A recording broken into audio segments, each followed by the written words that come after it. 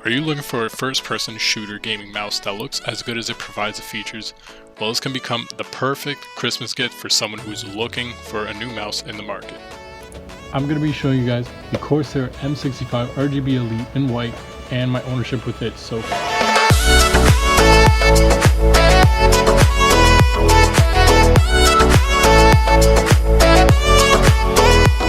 I'll be talking to you guys about the looks, aesthetics, and performance, as well as price in different countries, where I got it here in Canada, where it is in the US, online, and how much it could be from Boxing Day coming up. So there at the front you can see there's the original Corsair logo with the sails. It illuminates with RGB through the program IQ that you can download and install. I'll show you guys that later in the video. In between the DPI adjust settings button, there's also an indicator light that shows it represents different colors that you can set it to for different DPI. I'll also show you guys that later in the video in IQ. And then the scroll wheel, there's an illumination around the wheel on the side that also you can control through IQ. So the scroll wheel is actually a silicone rubberized texture with a little pattern on top that gives you a better grip when scrolling.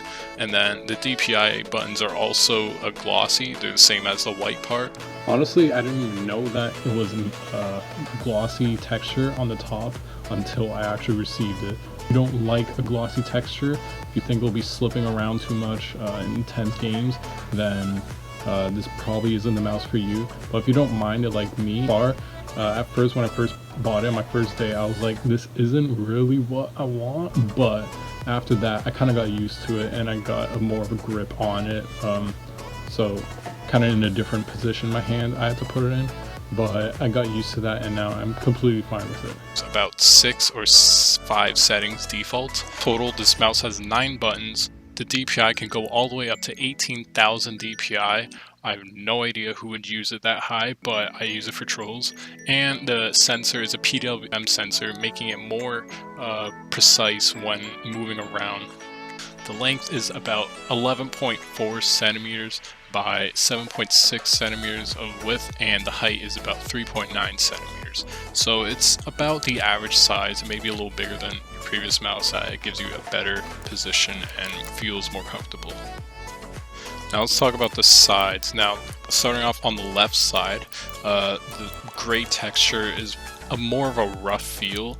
At first, I'm gonna be honest, it felt like sandpaper, but now I kind of got used to it, moving my thumb around in the position where it's more adjustable and more comfortable. The 2 side buttons on the top that are programmable for forward, backwards, or anything else that you want in your games. They're more of a glossy feel as well, same as the top feel. And when I first saw this mouse in stores, I thought the side buttons were a little too small, but literally all this I got adjusted to. Sniper button goes all the way down to 400 DPI. Once you hold it, you could obviously change that to whatever you want in IQ, and it's also a glossy texture with a white look. And it's not too small, it's actually a perfect size for me. So it's not like taking up the whole space at the side. It actually fits perfectly right where your thumb should be. And I have a big hand, so if that's perfect, then it should be fine for a lot of other people. As you see to the bottom, you'll see 3 weights, each weighing about 6 grams, and without all the weights inside, it's about 97 grams. So you could have it lighter, that means you'll have a lighter sensitivity, a higher sensitivity, and when all 3 weights are in, it's about 115 grams, and then you'll have a slower precision and slower sensitivity. I have all 3 weights in all the time, just so it's more precise, and all the weights always they don't feel too heavy. 6 grams, it's not that much. So I do always have a slower sensitivity and a lower DPI. You'll notice they have a little slot inside. Each can open up with a little coin or a flathead screwdriver. It's super easy to unscrew. You just unscrew it and then there'll be an actual weight inside. Another good feature about this mouse is that it has onboard memory, meaning that it will save any preset that you add to it, such as the IQ RGB settings, any pattern. You can also sync it to your RAM or any other component that's compatible with iCUE, and it will save that every time you turn on your computer. It'll also save the DPI settings, so if you have everything on default, obviously it won't change, it'll be on default, but if you add another preset, changing your own DPI settings and whatever settings you would want for, say, for the sniper button, it'll save that every time. Alright, so now we're on the computer. I'm going to be showing you guys iCUE, the program to change colors on your mouse, the DPI, settings, key bindings, all that kind of stuff. So when you first launch iCUE, you'll see this menu show up right here, and you'll have your devices up on top, everything that's compatible with iCUE. So right here I have my mouse and my RAM, but we're not going to be working on my RAM, we're going to be doing my mouse. So you want to press your mouse, and it'll show up your mouse right here. So on the left side, you'll see all your different kinds of spaces to work in. So you have your actions, your lighting effects, DPI, performance, and surface collaboration. I'm going to be going through all. So first we're going to start off with actions. Open the little plus right here, and you can change a macro. So you just press the record, and then you press the sniper button, and then stop. And then you can change whatever you want. So if you want mouse clicks, you want mouse wheel scroll, or record mouse movement. So if you want to do any of that, and then you press that record, and it will do any of those. But I'm not going to be doing any of that. And then you can make it so it does any of these. So if you want A to Z keys for any of these to do, you know, maybe somehow you can type with your mouse maybe. So you can maybe say your sniper button to A, forward to B, C, D, E, any of that, but I don't know who would do that with a mouse. And then all here you see what button you're working on. So if you want to do your right click, and then you do it there. Everything that's yellow is what's selected, and then what's black isn't selected. And then you have on this side your more buttons: back, forward, DPI up, and DPI down. So if you want to delete it, you just see a little trash can symbol, you select that, and you delete it. Like now onto lighting effects. This is where it gets more exciting. So right here, it's basically the same as before. All these different areas, your workspaces will have the two yellow boxes showing which you're going to be working on, or what area is going to be worked on. Zone right here, and once you press them and they're yellow and they turn to black, that means they're not going to be on. So you want to make sure that they're both yellow and they're both on. So right down here where it says color pulse, maybe yours will say rainbow as default. These are where you could change it to any design that you want, or any pattern. So right here, predefined, these are basically the same as custom. They're both just like static colors separate from any other component that's compatible with iCUE. And then if you want it to be synced up to, say, your RAM, then you want to go over here to lighting link. Anything else that's compatible with iCUE and you want it to be synced, the exact design, exact color, any of that, you want to do lighting link. That just links up all your compatible iCUE devices. I just have it on color pulse, just breathes in and out color. And then you have your two different choices. You can have random colors, which is basically just going through the color wheel with like rainbow effect. So it goes from blue to purple to red to orange to yellow to green to turquoise to blue, and over again. Or if you want to do just one simple color, you do alternating and choose both of these to be the same color. Actually, it's not the same color, my brightness is. You could also just change it to the color code through red, green, or blue. And then it will just come out with the code down there. Or you have different basic presets down here.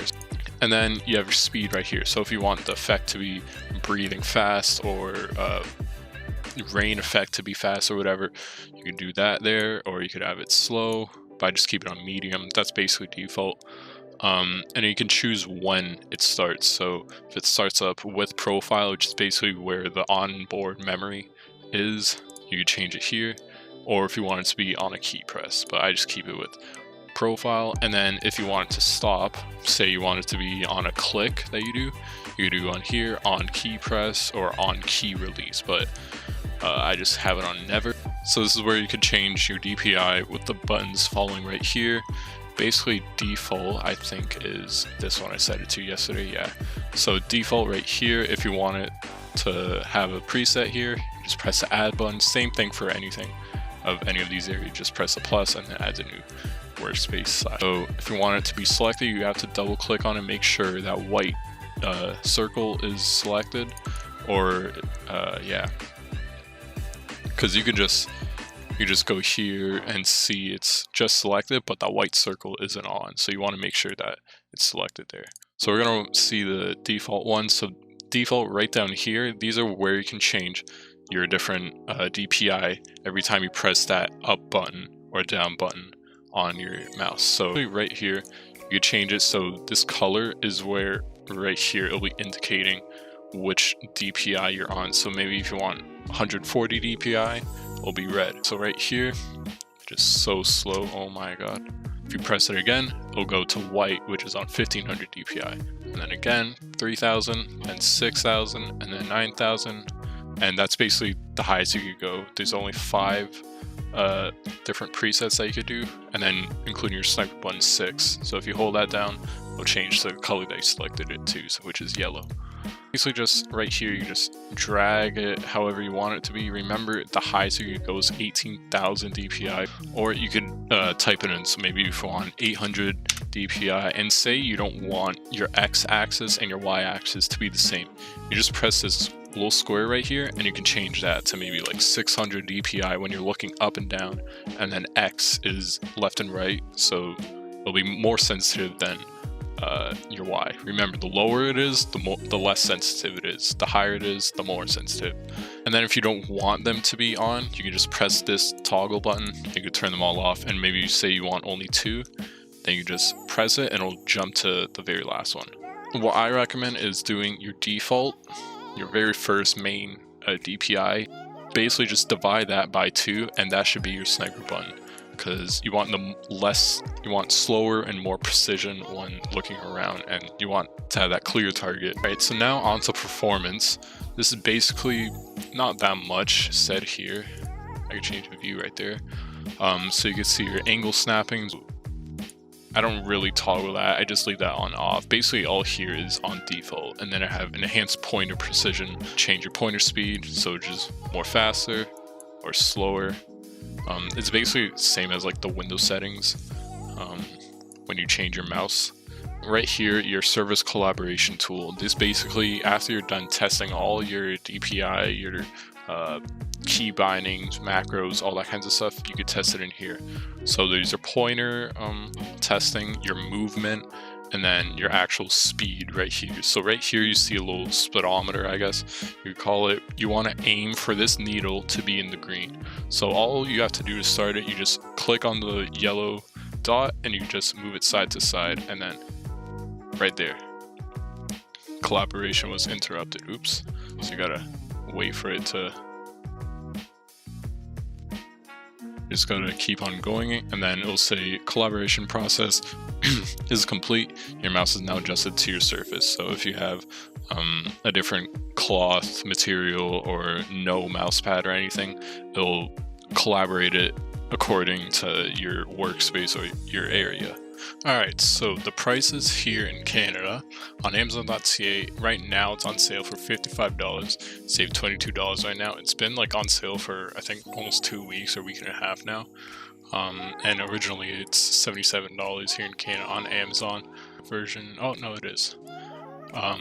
Black version is $80 right now though, and original is $90. I'm pretty sure original is $90 for the white as well. It is $50 right now. You guys are lucky. Originally it's $60. And for the black version, it's also the same for both. Wake.ca, it is pretty expensive, $110, and originally it's $150, but the black version is cheaper. It's original price $90. Then Canada computers, it's same price as Amazon, $55. I recommend probably doing it here at Canada computers, just so you could pick it up in store. You don't need to pay for shipping. Or unless you have Amazon Prime, then you could do it on Amazon. Corsair's website, it's also $90. Black and white. Yeah, they're both the same price. Alright guys, so overall, I enjoy this mouse. I really like it. This came out about, I think it was in January, so almost literally love it. It looks so nice with my setup, you know, especially with all my Corsair other products. And yeah, tell me what you guys think about this review. I don't know if I did a good job on it. If I did a good job on it, leave it in the comments down below. Tell me if you guys are gonna pick this up for the holidays, if you guys are gonna pick it up for someone else, or if you guys already have it. Tell me how you like it. If you guys enjoyed this video, give it a like, subscribe if you're new, and I'll see you guys in the next one. Peace!